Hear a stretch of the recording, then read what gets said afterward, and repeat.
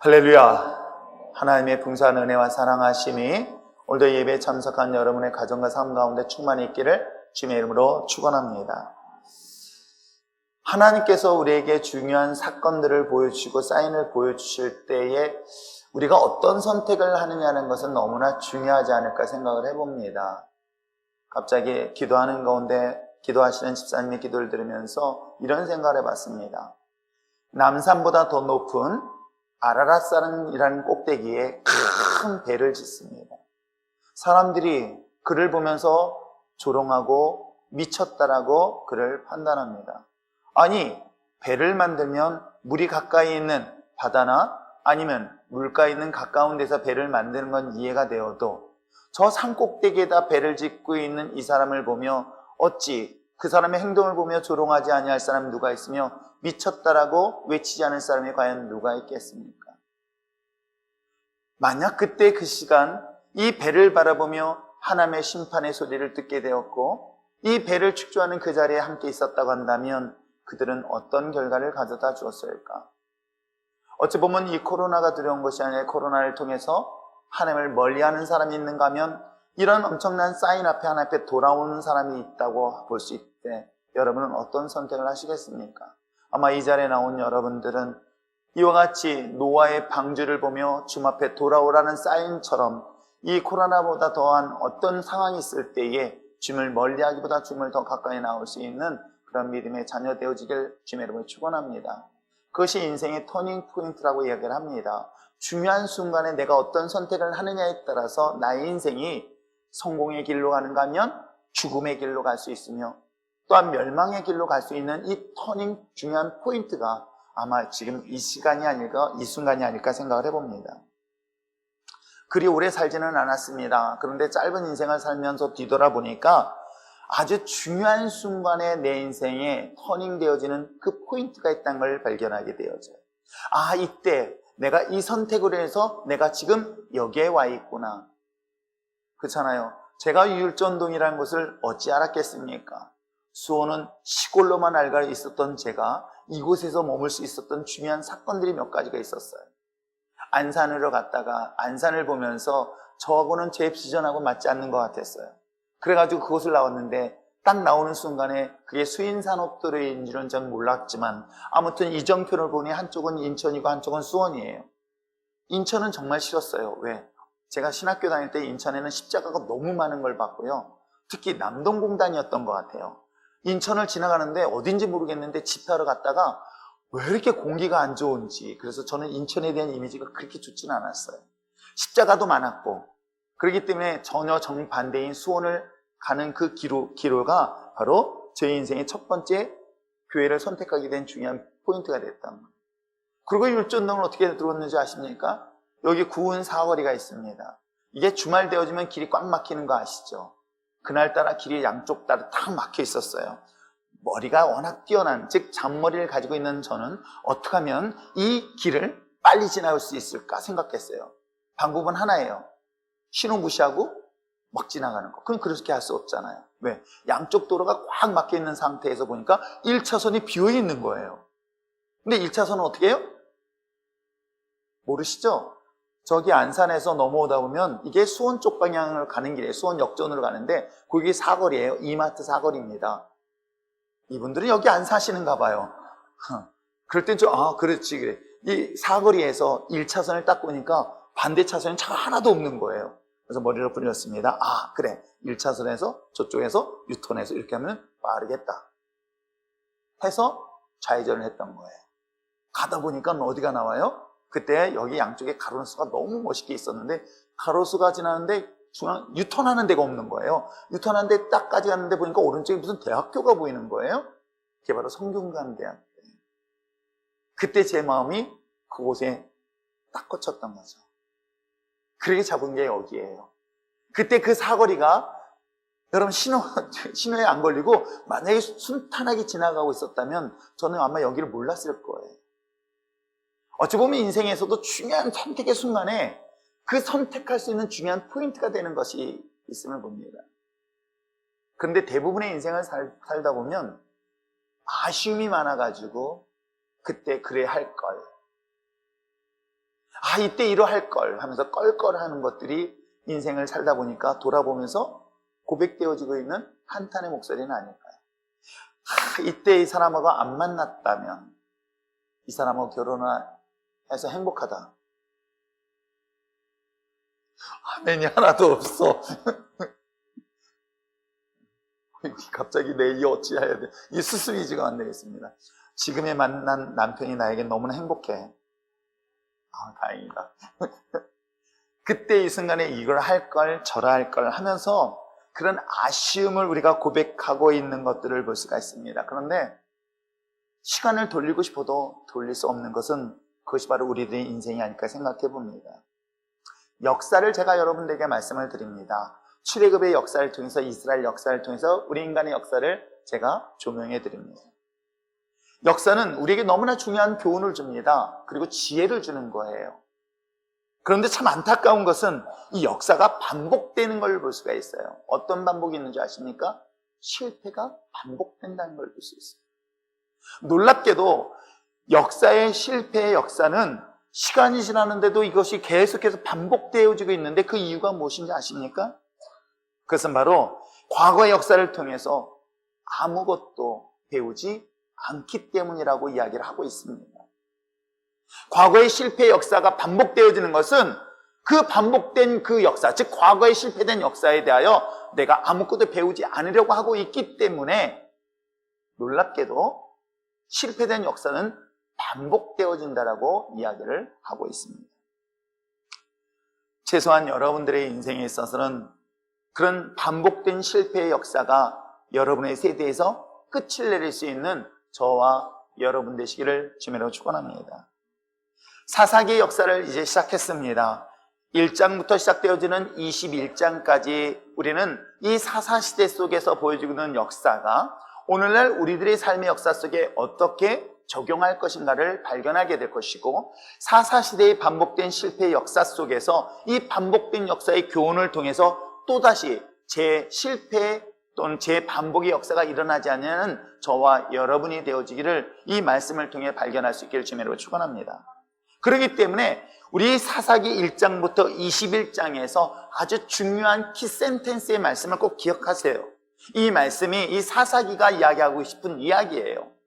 그것이 21장 맨 마지막 절에 결론적으로 이야기를 하고 있기도 합니다. 중간에 17장에서도 이야기하지만 21장 15절 말씀, 즉 21장 전체 맨 마지막에 이 사사기가 이야기하고 있는 메시지가 있어요. 그게 뭐냐면 왕이 없으므로 사람마다 각기 자기의 소견에 옳은 대로 행하였다라는 것이 사사기의 이야기예요. 그리고 그 역사는 놀랍게도 잠시 동안 흥황하는 건 있었어요. 다윗의 시대, 솔로몬의 시대에 잠시 동안 영광을 누릴 때가 있었지만 그 역사는 계속 멸망의 길로 가게 됩니다. 무엇 때문일까요? 무엇이 없었기 때문일까요? 왕이 없었기 때문이라고 얘기합니다.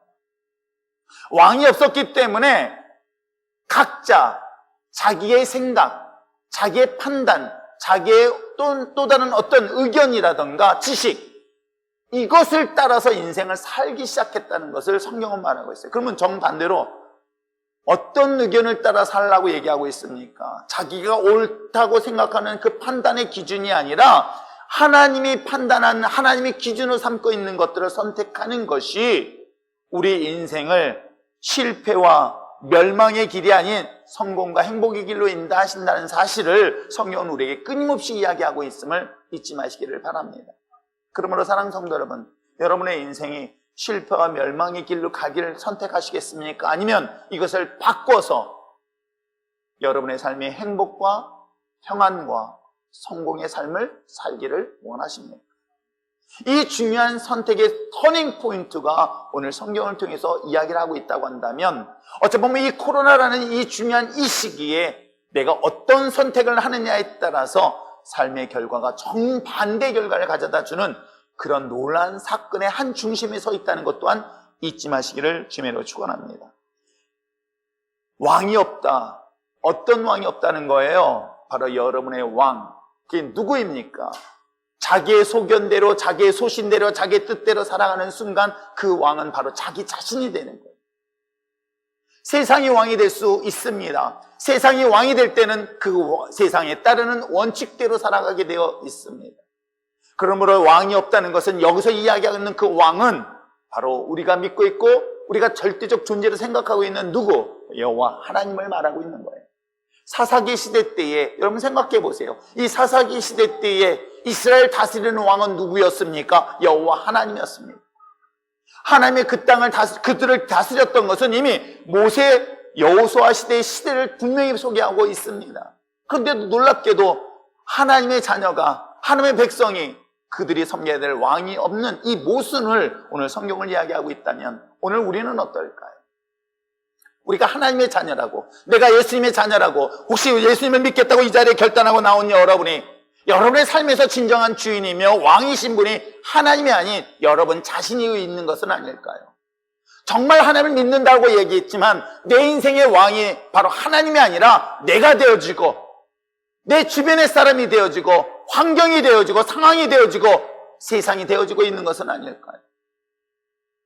오늘 이 사실을 다시 한번 이 말씀을 통해서 다시 한번 깨어날 수 있는 저와 여러분 되어지길 주님으로 축원합니다. 그러나 더 중요한 것은 무엇인지 아십니까? 이 사사기가 시사하는 바는 너무나 중요한 것은 자신의 세대, 우리 세대에 이어서 지금 내가 어떤 선택을 하느냐에 따라서 그 다음 세대까지도 엄청난 영향을 미치고 있는 이야기가 오늘 본문 내용이에요. 지금 내가 처한 이 순간의 상황이 내가 어떤 선택을 하느냐에 따라서 나 하나만으로 끝나는 것이 아닙니다. 내가 누구보다도 아끼고 내가 누구보다도 소중히 여기는 내 다음 세대의 자녀들에게도 그 영향을 미치고 있다는 것을 정말 여러분 깨어서 분별할 수 있는 저와 여러분 되시길 부탁드립니다. 역사의 터닝 포인트, 지난 시간 살펴보았던 것처럼 모세 시대, 여호수아 시대를 지나서 이제 사사 시대에 접어들었었을 때에 그들에게 있어서 이 중요한 터닝 포인트는 오늘 우리들의 인생 속에서도 동일하게 역사 속에 반영되고 있다는 것 또한 잊지 마시길 부탁드립니다. 그러면서 오늘 2장 읽었던 1절부터 5절 이하에 그 다음에 중요한 사건들을 그 다음부터 소개를 하고 있어요. 어떤 사건을 소개하고 있는지 아십니까? 바로 그것이 반복된 역사들인데 바로 11절부터 13절까지는 그들이 배교하는 내용을 나오고 있어요. 타락하게 되어지는 거죠. 타락하고 났더니 하나님이 그들을 심판하십니다. 그들을 심판하였더니 그들이 회개하며 하나님의 도움을 구하였었을 때 하나님은 그들을 사사를 통해 구원하십니다. 그랬더니 그들이 다시금 어떤 일이 일어나는지 아십니까? 다시금 타락하더라. 이것이 바로 2장 후반부터 반복된 역사가 시작되는 걸 볼 수 있어요. 그러면 오늘 이 성경에 함께 읽었던 이 포인트, 이 본문의 말씀은 한번 생각해 보세요. 타락하고 심판받고 구원하시고 더 타락하시고 더 타락하게 되어져. 그리고 다시금 하나님께서 다시금 강력하게 더 그들을 구원하시고 심판하시고 그랬더니 그들이 고통 속에 감당하여서 구원을 구원했더니 하나님 그들을 또 그들의 외침을 들으시고 구원하셨습니다. 그랬더니 그들이 더 타락하는 거예요. 이게 계속해서 반복되어서 어느 쪽으로 내려가는 줄 아십니까? 이것이 점점 멸망의 끝자락으로 가고 있는 내용이 바로 그 다음의 역사 이야기예요. 그렇다면 오늘 이 본문은 이 내리막 가고 있는 멸망의 길을 가는 우리 영적으로 죽어가는 그 세상을 바꿀 수 있는 마지막 순간의 시간이 바로 여기 말씀인 거예요. 그래서 오늘 성경에 소개하고 있는 이 복임이라는 땅을 꼭 기억하시길 바랍니다. 어쩌면 지금 여러분이 이 말씀을 듣는 이 시간이, 이 장소가 여러분의 인생의 복임이 되어지길 원합니다. 여러분이 이곳에서 임하시는 하나님의 역사심을 통하여 다시금 멸망으로 내려가는 그 길이 아니라 하나님의 놀라운 축복의 길로 터닝 포인트가 될 수 있는 그 결단의 시간이 되어질 수 있는 저와 여러분 되시길 다시 한번 주님으로 축원합니다.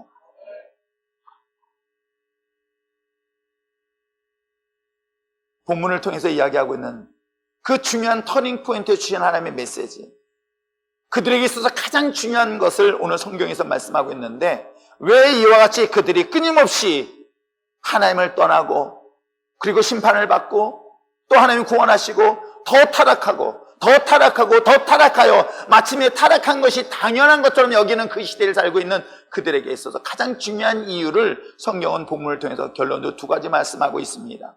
자, 2절 말씀 한번 읽어볼까요? 2절 말씀을 읽어보시기를 바랍니다. 읽겠습니다. 시작.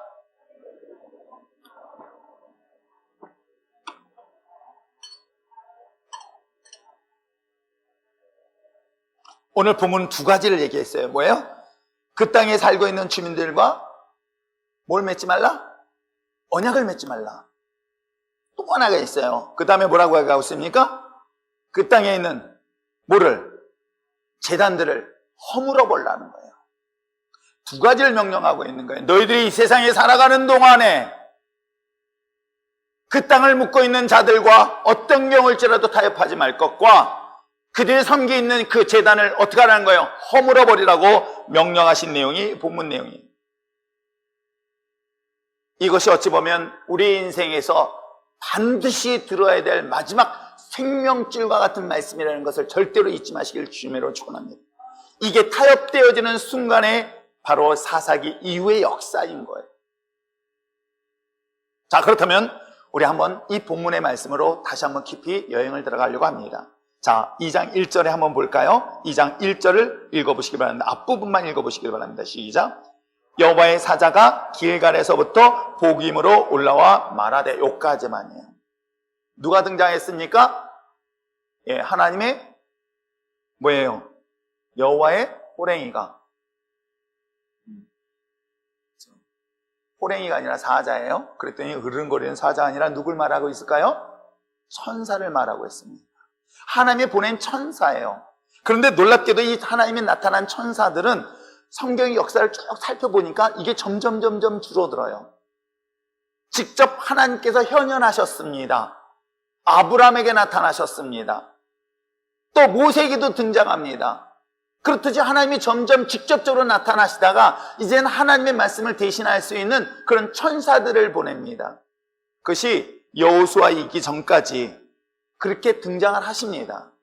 하나님이 직접 나타나시던 천사를 동원하시던 이런 방법으로 등장하다가 사사기 시대 때는 하나님이 등장하기보다는 누가 등장하냐면 하나님이 보낸 천사들이 등장해요. 그래서 앞부분에서는 자주 일어나지만 이 사사기 시대 때는 종종 일어납니다. 그러다가 열왕기상 이상 이하부터 왕정시대 때부터는 어떤 일이 일어나는지 아십니까? 놀랍게도 성경 속에 하나님의 사자가, 즉 천사가 등장하는 것은 그리 많지 않아요. 우리가 잘 알고 있는 것처럼 엘리야나 엘리사 앞에 등장하는 천사들이 등장하는 것을 봅니다. 그 얘기는 무슨 의미를 갖고 있는지 아십니까?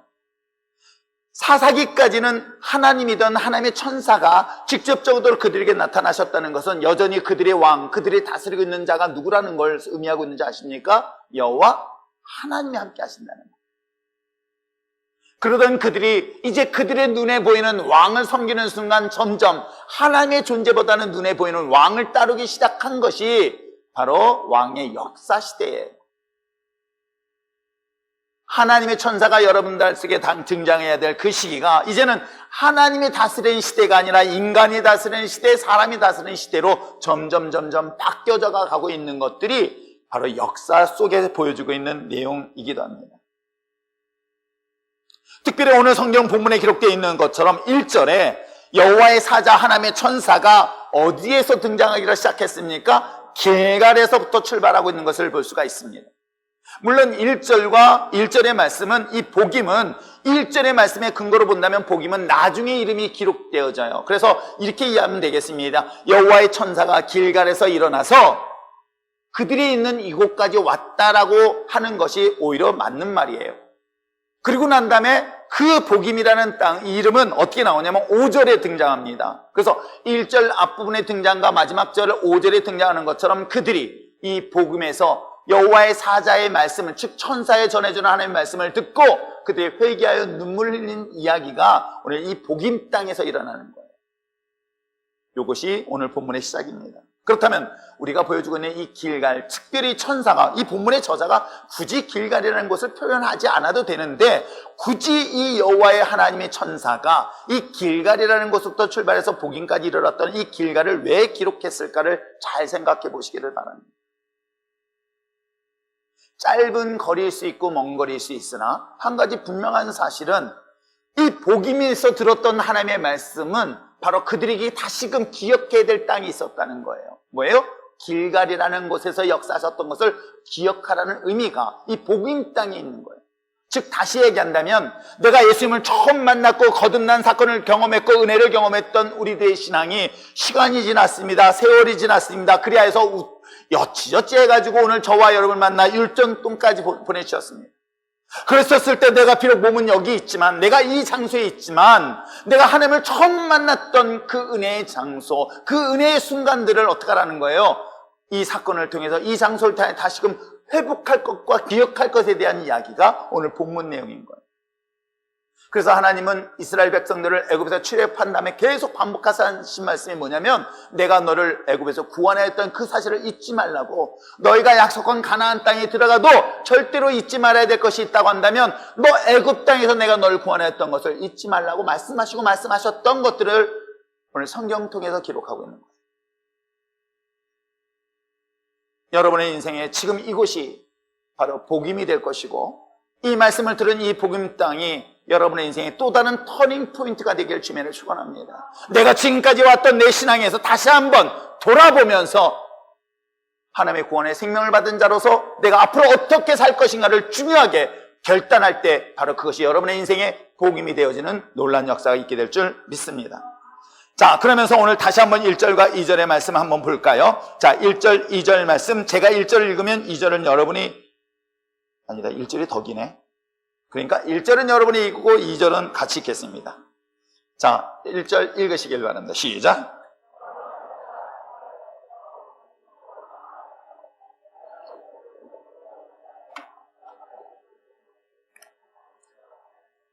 또 내가 이르기를 내가 너와 함께한 언약을 영원히 어기지 아니하리니 너희는 이 땅의 주민과 언약을 맺지 말며 그들의 제단을 헐라하였거늘 너희가 내 목소리를 듣지 아니하였으니.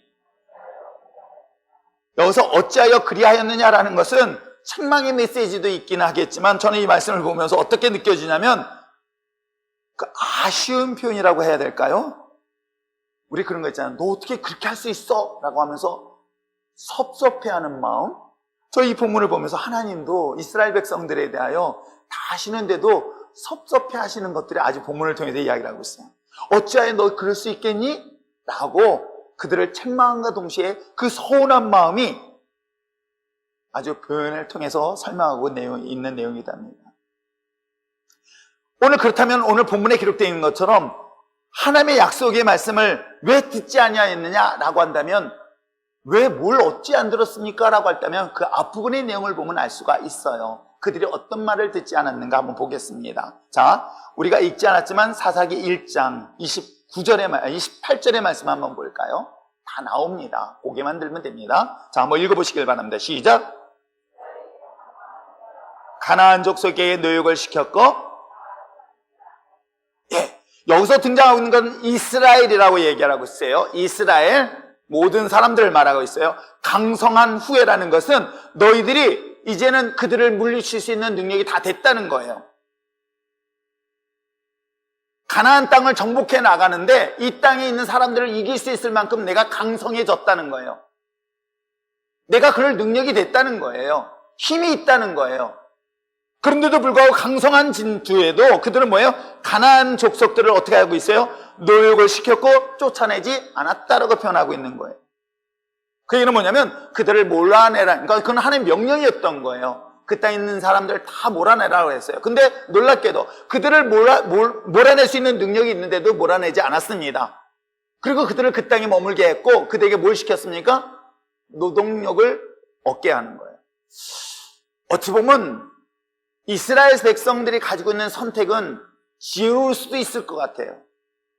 하나님의 명령을 들을 때는 때에 따라서 합리적이지 않을 때가 종종 있습니다. 그렇잖아요. 하나님의 명령할 때 주일날 예배드리고 등등 하나님이 우리에게 명령할 때는 때에 따라서는요 합리적이지 않을 때가 종종 사실은 있어요. 뭐 여러분들이 들어본 적이 없으니까 처음 이렇게 느껴지지만요, 사실 신앙생활하고 목회를 하다 보면 하나님이 내게 요구하는 것이 오히려 논리적이거나 합리적이지 않을 때가 많아요. 그래서 남자분들이 예수님을 믿기가 어려운 게 말도 안 하는 걸 요구해. 야, 지금 아프면 어떻게 해야 돼? 병원 가야지. 기도한다구나? 이게 합리적이지 않거든요.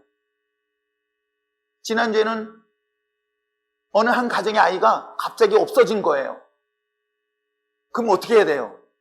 기도할까요? 아니면 112에다 전화할까요? 그럼요, 112에 빨리 전화하십시오. 병원 가지 말라는 거 아닙니다. 아시겠어요? 그런데 때에 따라서는 하나님이 우리에게 요구하시는 그 메시지가 남자들의 입장에서는 이해가 안 돼요. 합리적이지 않은 거예요. 지금 내가 당장 일이 급한데 야, 이 시간에 예배 드려야 되냐라는 것으로서 우리가 접근하기 어려운 부분들이 분명히 있어요. 왜냐하면 오늘 가나안 땅에 이들의 입성은 그럴 만한 충분한 이유가 있었던 거예요. 자, 보십시오. 이스라엘 백성들이 애굽에 400년 동안, 430년 동안에 애굽 땅에 살 때는 그들의 직업이 농업이었었어요. 그리고 동시에 목축업도 있었어요. 하나님께서 이스라엘 백성들은 목축업을 오래된 직업을 갖고 있을 뿐만 아니라 그 땅에 살면서 무엇을 했냐면 농사를 했던 거예요. 비옥한 땅이었기 때문에. 그런 그들이 취직을 했습니다. 그리고 광야 기간을 40년 1세대가 다 죽었습니다. 그러면 40년 동안 그들은 단 한 번도 농사를 지을 기회가 없었어요. 한번 생각해 보세요. 내가 씨를 뿌렸는데 이동해야 되잖아요. 그리고 어떻게 씨를 뿌려요? 그렇기 때문에 그들에게는 농사하는 기술을 다 잊어버려요. 물론 그래, 성견 지명이 있어서 아버지가 그래, 너희는 가나안 땅이면 농사를 지을 거야, 걱정하지 마, 내가 연필로 다 기록했어 라고 하는 사람이 있으면 얼마나 좋았을까. 그런데 사실은 그럴 만한 이유가 없었어요. 왜? 아침에 눈 뜨면 떡이 내려와요. 고기도 내려오는데 뭐 굳이 그렇게 여러분, 이게 처음은 걱정하지만 시간이 지나면 이게 당연한 것처럼 생각됩니다. 그러지 않을까요? 그러니 40년 동안 그들이 애굽 땅에서 가지고 있었던 농경 기술을 다 잊어버려요. 그러면서 뭐 만드냐면 사실 목축 기술만 늘어나요. 그래서 그들에게 있어서 초막절은 아주 중요한 절기도 해요. 왜요? 잊지 않으려고. 야영. 그래서 우리 캠핑족들 가끔 생깁니다. 토요일날 캠핑 갈 생각하지 마세요. 텐트 치는 것이 아주 익숙한 문화들이에요. 그래서 무엇이 자랐을까? 무엇이 잘 발달됐을까? 목축업. 그 다음에 뭐예요? 건축업. 집 짓는 건 되게 빨리 졌을 거예요. 짧은 시간 동안에 사닥 짓는 그 실력을 누가? 유대인들이 갖고 있어요. 근데 막상 가나안 땅에 딱 도착했습니다. 여러분, 집 질 일이 뭐가 있겠어요? 한 번 지면 그 자리에 있어야 되는데 이동할 일이 없어요. 그리고 당장 뭐가 필요한 거예요? 이젠 그 땅에서 농사를 져야 돼. 왜? 만나와 메추라기를 더 이상 중단시켰기 때문에. 자기가 농사를 져야 되는데 중요한 건 뭐예요? 자기의 농사 기술을 잃어버린 거예요. 그러니까 생각할 때 여러분 아마 그 정도의 상황이면 왜 그들을 남겨뒀는지 충분히 합리적이고 논리적으로 설명이 가능한 내용인 거예요. 그런데 하나님이 요구하신 것은 이건 논리적으로 합리적이지 않은 질문 요구를 하신 거예요. 그 땅 있는 사람들을 다 내쫓아라. 그런데 그들은 그 말 듣기보다는 그들에게 필요한 노동력, 즉 기술이 필요했던 거예요. 뭐예요? 농사 기술이 필요했던 거예요. 그렇기 때문에 그들은 그들을 그 땅에 남겨두었던 거예요. 이것이 이 배경이 되었던 것입니다. 그리고 므낫세 반지파와 에브라임, 스불론, 아셀, 납달리 등등이 그리했다는 것을 성경은 계속 반복해서 이야기를 하고 있습니다. 목회를 하고 신앙생활함에 있어서 세상과 적당히 타협하는 순간 그것이 합리적이고 논리적이고 그것이 굉장히 지혜로운 것 같지만 때에 따라서는 하나님의 절대적인 말씀 앞에 절대 순종을 요구하는 것들이 의외로 되어 많다는 것을 저는 이 본문을 통해서 다시 한번 발견하게 되어지는 것입니다. 진정 여러분의 안에, 진정 여러분의 삶에 왕이 누구십니까? 여러분의 삶에 모든 것들을 결정할 수 있는 사람이 누구인가요? 자신인가요? 여호와 하나님이신가요? 지금까지 하나님의 절대적 권리 안에서, 고난 안에서 그들을 인도하셨습니다.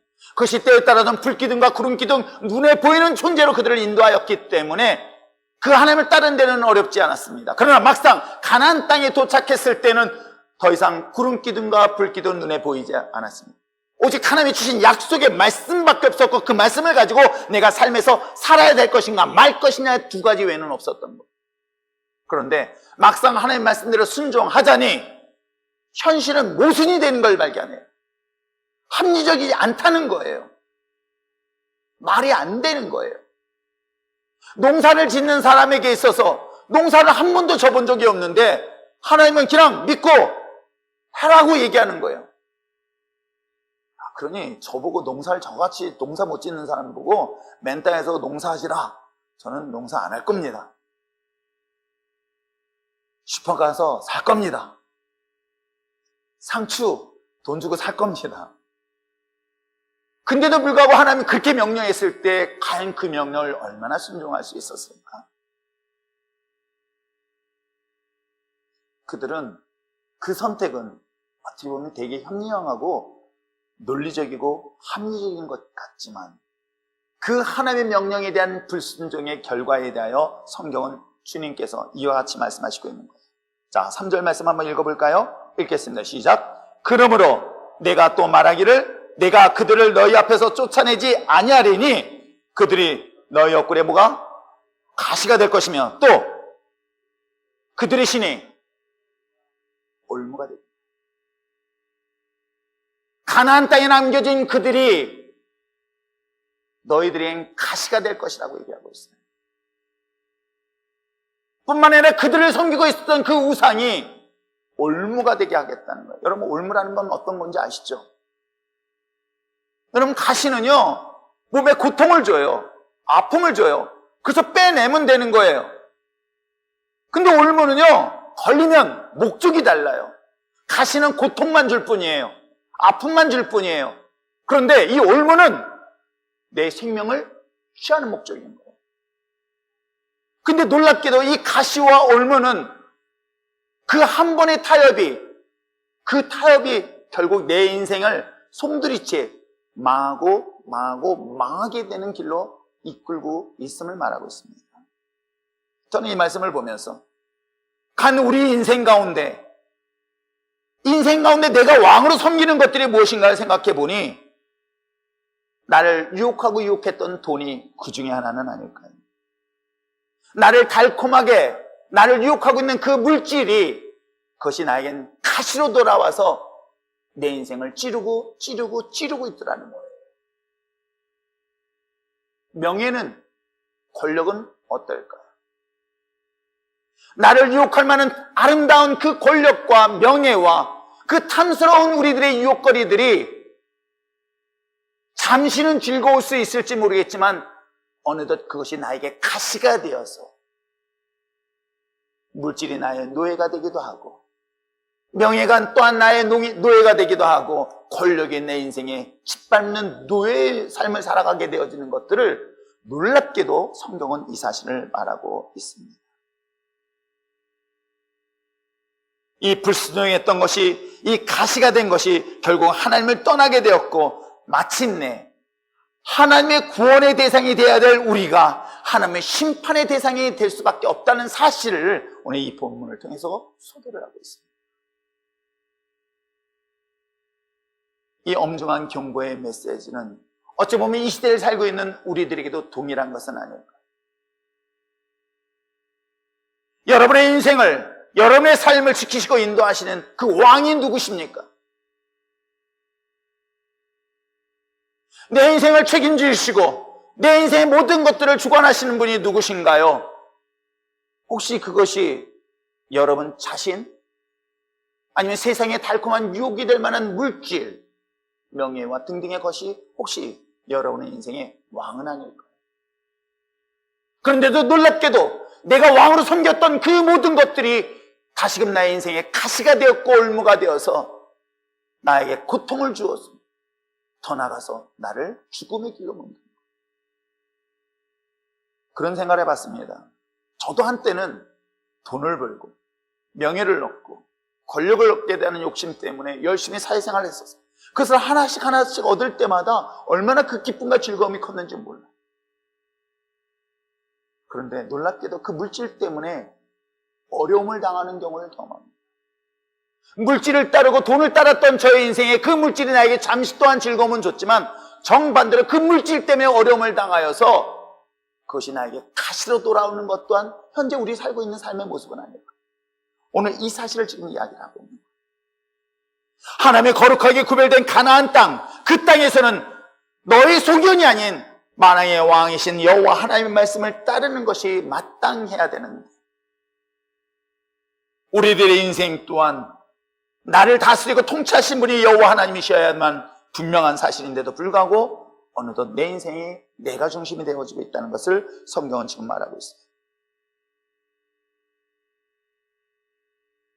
왜 복임이 여러분에게 중요한지 아십니까?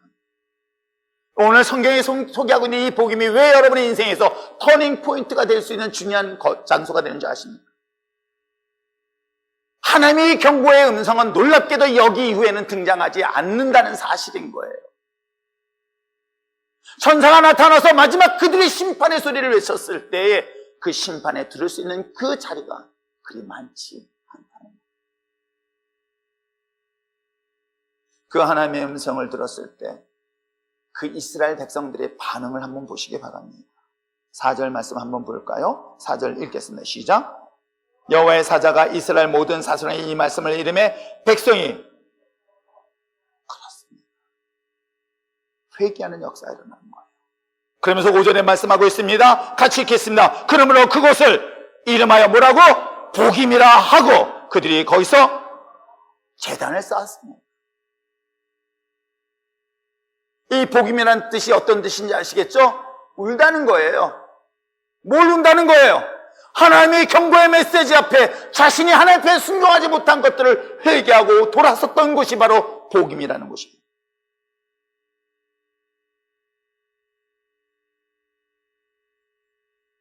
어찌 보면 이 복임은 그들에게는 다시 한번 도전할 수 있는 기회의 가능성이 있는 것이며 회복을 줄 수 있는 기회의 땅이기도 합니다.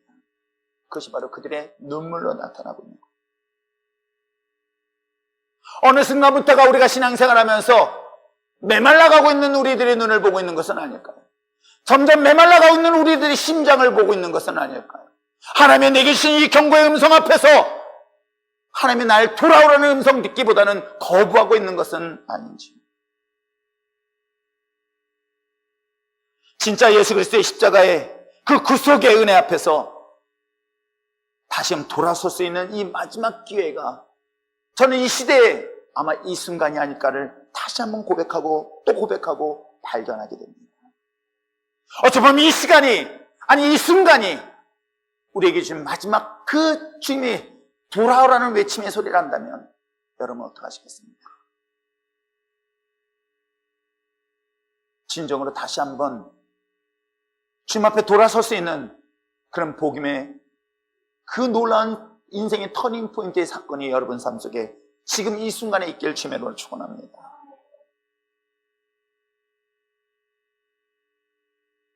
말씀드린 것처럼 사사기를 준비하면서 상당히 무거운 마음을 가지고 준비를 했습니다. 그리고 이 사사기의 역사는 어찌 보면 지치고 힘든 여러분들에게는 위로의 얘기보다는 돌아서라는 메시지가 더 강한데, 코로나로 인하여 지쳐있고 상처받고 있고 어려워 있는 여러분들에게 줄 수 있는 메시지는 오히려 위로의 메시지일 수도 있지만, 하나님이 여러분과 함께 하실 거야, 하나님은 반드시 여러분을 보호하실 거야, 하나님이 여러분을 지켜주실 거야, 그래서 코로나 문제가 되지 않을 거야 라는 그런 위로의 메시지가 여러분들에게 필요한 것일 수도 있지만, 어쩌면 이걸 통해서 우리들의 신앙이 다시 한번 주님께 돌아서라는 그런 놀란 하나님의 그 애절한 음성은 들어야 될 때가 바로 지금은 아닐까.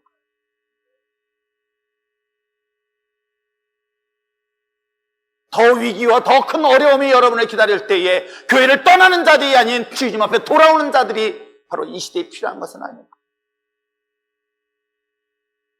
이보다 더 강력한 어려움이 있을 때 오히려 이걸 통하여 교회를 떠나는 것이 아니라 주님 앞에 더 가까이 나올 수 있는 믿음의 자녀들의 부르심의 소리로 들어야 되지는 않을까요? 이 가나안 땅을 정복하고 이 마지막 정복전쟁 앞에 서 있는 그들에게 있어서 왜 오늘 하나님의 천사가 이 복임 땅에 보내셨을까? 그래서 저는 이 말씀을 보면서 종교개혁들이 초대교회로 돌아가죠, 또한 성경으로 돌아가자 해서 Back to the Bible이라는 외침이 있었을 때, 저는 이 말씀을 보면서 이 복임 땅에 살고 있는 우리들, 그 하나님이 돌아오는 그 외침 앞에서 Back to the 길갈이라는 것을 기억해야 되지는 않을까. 비록 내 몸은 복임 땅에 있어도 하나님 내 흐르는 눈물을 통하여 하나님이 길갈에서 보여주셨던 그 하나님의 역사를 다시금 회복하는 것이 오늘 이 시대에 우리가 가져야 될 신앙의 자세는 아닐까요? 그렇다면 과연 길갈에서는 어떤 일이 있었을까? 과연 길갈에서 과거에 그들에게 어떤 일이 일어났을까요? 그건 그리 오래되지 않은 곳이었었어요. 그 길갈이라는 것은 애굽 땅이 아니었고 광야의 곳이 아니었습니다. 약속한 가나안 땅의 첫 번째 만났던 도시예요. 그래서 저는 이 말씀을 묵상하면서 목회가 20년이 넘었고 그리고 예수님을 만난 걸 따져보니까 30년이 됐어요. 내가 처음 주님을 만났었어요.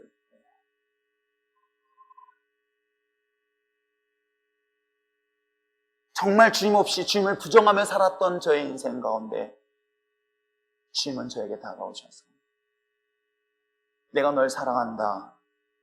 우철아, 정말 널 사랑한다. 너는 나를 잊었어도 난 한 번도 너를 잊은 적 없으며 너는 나를 떠났어도 난 한 번도 난 널 떠난 적 없다는 그 주님의 음성 앞에서 하염없이 울었었던 것들이 아직도 내 마음속에 여전히 내 마음에 불로 타오르고 있습니다. 그 십자가의 사랑이 여전히 나의 불을, 내 가슴에 그 불을 꺼지지 않게. 그러나 또 한편 두려운 것은 익숙함인 거예요.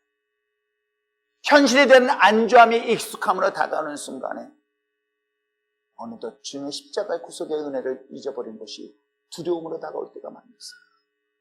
그럴 때마다 제가 항상 부르는 찬양 중에 Singing I Love You, 주님 사랑해요,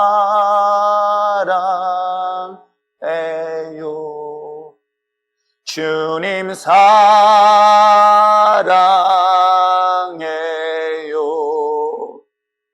이 고백을 하면서 정말 주님을 사랑할 수 없는 내가 사랑할 수 있는 것만도 너무 감사하여서 의자에 앉을 수 없어 바닥에 엎드려서 하염없이 기도했던 그 순간은 여전히 내 마음속에 눈물로 남아있기를 소망하며 기도하겠습니다. 여러분, 이스라엘 백성들의 그 길갈은 그들이 약속한 가나안 땅에 도착하는 그 요단강을 건넌 첫 번째 도시로서 하나님은 세 가지 놀라운 것들을 보여주셨어요. 요단강을 건널 때 이스라엘 백성들에게 총 24개의 돌을 취하라고 명령합니다. 그리고 그 12개의 돌은 요단강 바닥에서 심어놓습니다. 그리고 다시금 12개의 큰 돌을 들고 그 바다를 건너 세우는 곳이 길갈입니다. 그것은 무엇을 의미하고 있는지 아십니까? 여러분, 지금 요단강을 건너는 것은 저 진도에서 일어나는 정도의 수준을 말하고 있지 않습니다. 그것은 인간이 도저히 걸을 수 없고 지나갈 수 없는 그 엄청난 그 높은 수위의 바다를 한순간 반으로 꽉 쪼개가지고 그 길을 지나가게 했던 거예요. 얼마나 두려운지 알까요? 양쪽에 서 있는 이 물벽을 지나간다는 것은 사실 쉽지가 않아요. 빨리빨리 지나갔으면 좋겠다 할 정도로 두려움이 있는 곳이기도 합니다. 그런데도 불구하고 하나님은 그곳에서 돌 12개를 취하여서 그곳을 세우라고 명령하신 그 하나님의 음성을 잘 생각하세요. 그리고 그 돌을 생각할 때마다, 돌을 바라볼 때마다 후손들이 기억할 것이 있었어요. 믿음으로 걷는 그 강, 하나님의 기적같이 너의 인생을 보아주셨던 그 강을 절대로 잊지 말라는 것이 바로 길갈에 세워진 12개의 비석이었다. 오늘 우리가 주님 앞에 다시금 주님 앞에 돌아설 수 있는 것은 나를 구원하신 그 십자가 은혜 앞에 잊지 말고 기억하고 언제나 감사하며 나갈 수 있는 저와 여러분 되시길 주님으로 부탁드립니다. 그것에 또 하나 일어난 것이 뭔지 아십니까? 놀랍게도 길갈에 도착하는 순간 매일같이 아침마다 만나와 메추라기를 주셨던 그 놀라운 기적의 사건이 딱 끊어진 사건이에요. 무엇을 의미하는 줄 아십니까? 여러분, 우리는 먹고 살기 위해서 얼마나 목숨 걸고 사는지 아십니까? 내가 먹고 사는 문제 때문에 내가 섬기는 교회도 옮길 수 있는 시대가 지금 이 시대 아닐까요? 내가 먹고 사는 문제 때문에 타협해야 되는 신앙을 갖고 있는 것 또한 우리들의 모습은 아닐까요? 저 직장 생활 때는 왜 이렇게 뭔 일을 할 때마다 그 돼지 대가리를 훈련하면서 그걸 갖다 놓고 10,000원짜리 콧구멍에다 쑤셔놓으면서 절을 합니다. 윗사람이 하니까 아랫사람도 당연히 합니다. 예수 믿는 사람들도 거기엔 당연히 합니다. 그것을 거부할 때 거기에 따른 불이익, 요즘은 그렇지는 않겠죠. 저에게 훈련받았던 한 청년은 성대 대학원을 졸업해가지고 박사과정을 할 건가 말 건가 하다가 결국 연구원으로 들어갔습니다. 큰 기업에 들어갔어요. 근데 들어갔는데 고민이 되는 거예요. 목사님, 너무나 큰 고민입니다. 이걸 다녀야 될지 말아야 될지. 왜 그랬더니 매일같이 자주 회식을 하는데 이 술자리의 좌석을 어떻게 할 줄 모르겠다는 거예요. 그래서 제 멘토를 소개시켰어요. 제 멘토는 그래서 전북대에서 CCC 전국 회장이었어요. 저 대표였었어요. 이분이 회사를 있었습니다. 들어갔는데 윗사람이 자꾸만 술을 권하는. 그랬더니 이게 소문이 난 거예요. 쟤는 술을 안 마셔. 그러니까 상무님이 열받은 거야. 한번 내가 저를 한번 재야 돼. 그래서 상무님이 다 부른 자리에서요. 불러가지고 술을 크게 소주잔 가지고 줬더니 이분이 뭐라 했는지 아세요? 이 안에 맥주잔으로 달라고. 놀란 거예요. 맥주잔 받았어요. 맥주잔 받아서 어떻게 했을까요? 머리 벗어요. 그 순간 회식 자리 분위기가 샤했어요. 그러면서 하신 말씀, 감히 평소에 존경하는 사모님이 주신 귀한 잔을 어찌 더러운 입으로 마시겠습니까? 저는 온몸으로 마셨습니다. 근데 그 상무님이 두고두고 얘기해요. 박무식기는 진짜 예수님이야. 그래 얘기를 들었어요. 실력으로 인정받아. 술 마시면서 따라다니면서 그들과 타협하라 하지 말고 실력으로 인정받아. 너무 감사한 건 이 친구가 나중에 부장이 다른 곳에 가면서 그 친구를 데리고 스카우트에서 같이 들어가요. 여러분 어떻습니까? 하나님께서는 만나와 메추라기를 가나안 땅에 도착하자 끄는 이유가 뭐 때문이야? 너희가 무엇을 먹건 무엇을 마시건 그 책임은 누가 지겠다는 거예요. 그런데도 불구하고 우리 믿는 자녀들이 자기가 맡은 그 직분의 자리를 내려놓고 왜 먹는 자리로 나갑니까? 믿음이 정확한 사람은 내가 이해할 수 있어요. 이제 신앙생활 시작한 지 얼마 안 된 사람은 그럴 수 있다고 하지만 최소한 직분자들, 하나님 믿는 사람들이 자신이 맡아야 할 그 직분의 자리, 예배 자리를 포기하고 먹고 사는 자에 매달리는 거예요. 오늘 성경은 이 사실을 말하고 있는 청년들에게 얘기합니다. 너희들의 인생을 책임지지 못한 하나님이라면 믿지 말라고. 여러분의 인생도 마찬가지 아닐까요? 오늘 성경이 지금 이 말씀을 하고 있는 거예요. 만나와 메추라기를 끄는 것은 이젠 내가 너의 인생을, 너의 먹고 마심을 누가? 하나님이 책임지시겠다. 이걸 믿고 이걸 신뢰하였다고 한다면 그 땅의 그 민족을 밀어내서 그 결과는 어떻게 됐을까? 정말 안타까운 사건이에요. 자, 하나님께서는 길갈에다 12개의 비석을 세워서 그 하나님의 구원의 역사심을 잊지 말 것과 동시에 하나님께서 만나 며칠을 끊어버리려 인하여 너희들이 무엇이든 하나님이 너희들이 먹고 사는 모든 문제를 책임지시겠다는 약속의 말씀이기 때문에 나를 신뢰하라는 거예요. 그리고 더 중요한 것은 하나입니다. 여러분, 이 길갈은 지형적으로 보면 여리고성의 밑에 지형이에요. 그러니까 여리고성은 위의 산악지역이에요. 그러면 이 이스라엘 백성은 지금 전쟁을 치르기 위해서 위로 올라가야 되는 상황인 거예요. 그리고 위에 있는 여리고성은 당시에 그 가나안 땅에서 가장 강력한 성 중에 하나예요. 그런데 이 첫 번째 성을 공격하려는 젊은 군인들에게 요구하셨던 것이 할례였던 거예요. 그럼 생각해 보세요. 전쟁을 치르는 군사들에게 할례를 행했다는 것은 만약에 이 순간에 여리고의 군인들이 내려오면 그 자리에 다 죽임을 당하는 거예요. 그걸 뭘 의미하는지 아십니까? 이 길갈에서 할례를 행한 것은 바로 하나님과 새로운 언약, 너희는 거룩한 백성이다. 구별되었다는 거예요. 세상과 구별되었고 죄악과 구별되었고 악한 사단의 권세로부터 구별된 하나님의 거룩한 백성이라는 사실을 누가? 우리에게 할례를 통해서 있었어요. 오늘 사랑하는 성도, 하나님의 자녀는 세상을 이끌어갈 수 있는 권세가 우리에게 있습니다. 세상 앞에 통치당하는 존재가 아니라 세상을 이끌 수 있는 하나님의 거룩한 자녀라는 것, 이게 거룩하게 구별된 믿음의 자녀의 특권은 아닐까요?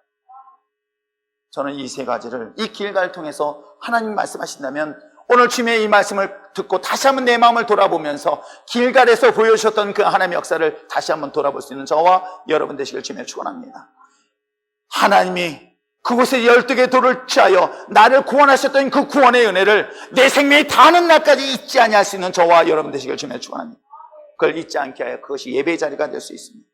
그것뿐만 아니라 할례를 통하여 거룩한 믿음의 자녀로서 세상과 구별되지 않는 존재라 구별된 거룩한 삶을 살아갈 수 있는 저와 여러분 되시길 바랍니다. 만나움의 주례 중단을 통해서 이제 나의 먹고 사는 모든 문제는 누구의 손에 달려있다? 여호와 하나님 앞에 손에 달려있다. 그렇게 절대적으로 하나님에 대한 믿음을, 신뢰를 흔들리지 않고 나갈 수 있는 저와 여러분 되실 때에 여러분 인생을 누가 붙잡으실까요? 하나님 붙잡습니다. 하나님이 인도하십니다. 하나님이 역사하십니다. 그럼 마지막 때의 믿음의 신앙을 가지고 마지막 심판이 다가오는 이때를 예비하고 준비해 나갈 수 있는 저와 여러분 되시길 주님의 축원합니다.